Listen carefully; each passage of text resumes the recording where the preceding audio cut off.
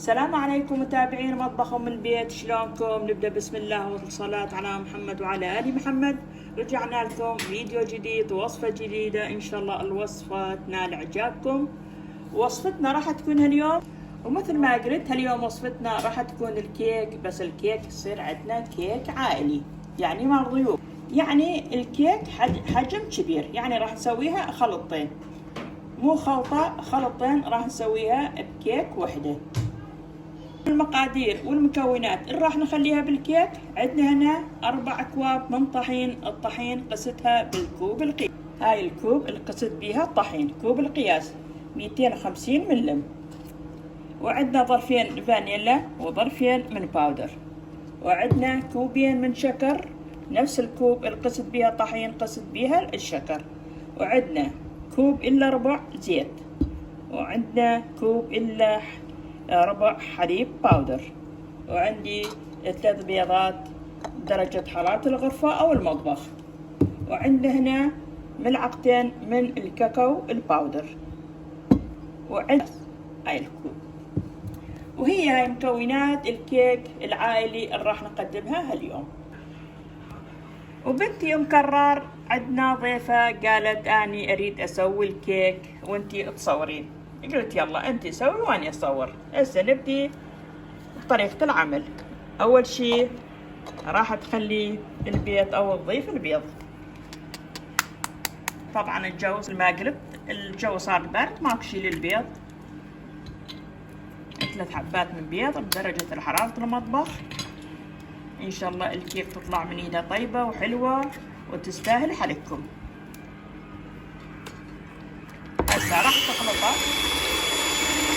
مع خلطة البيض. شوفوا شلون صار لونه. هسه راح أضيف الشكر، كوبين من الشكر، وتخلط.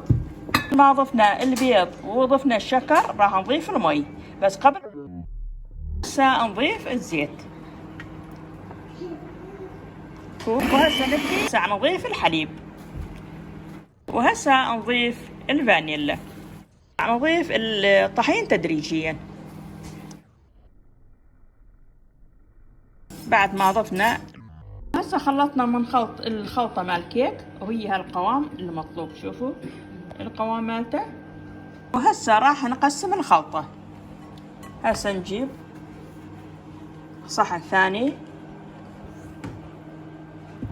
ونقسمها. شوفوا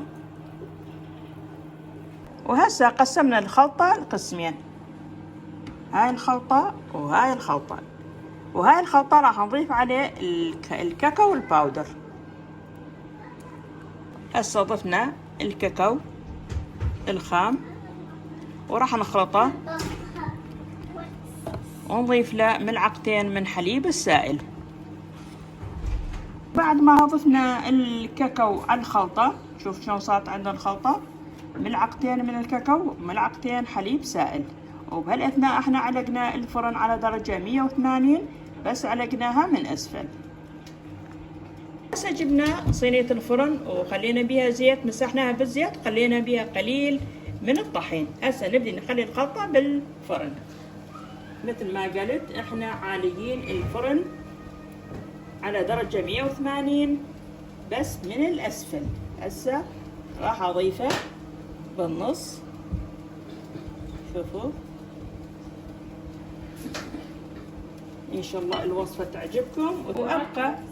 وابقى اضيف الخلطة على القالب هالشكل الى ان نخلص الخلطة.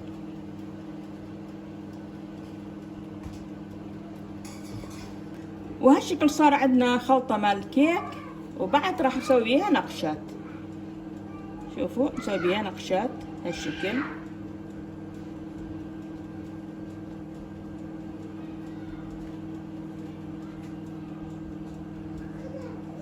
وهسه نسوي النقشة بالعكس. شوفوا هالشكل. وهسه طلعنا الكيك من الفرن. شوفوا شلون صارت، حجم كبير، كيك عائلة، كيك الضيوف. ان شاء الله الكيك عجبتكم وعجبت متابعيني. انتظرونا فيديو ثاني من وصفات ام البيت. مع السلامة.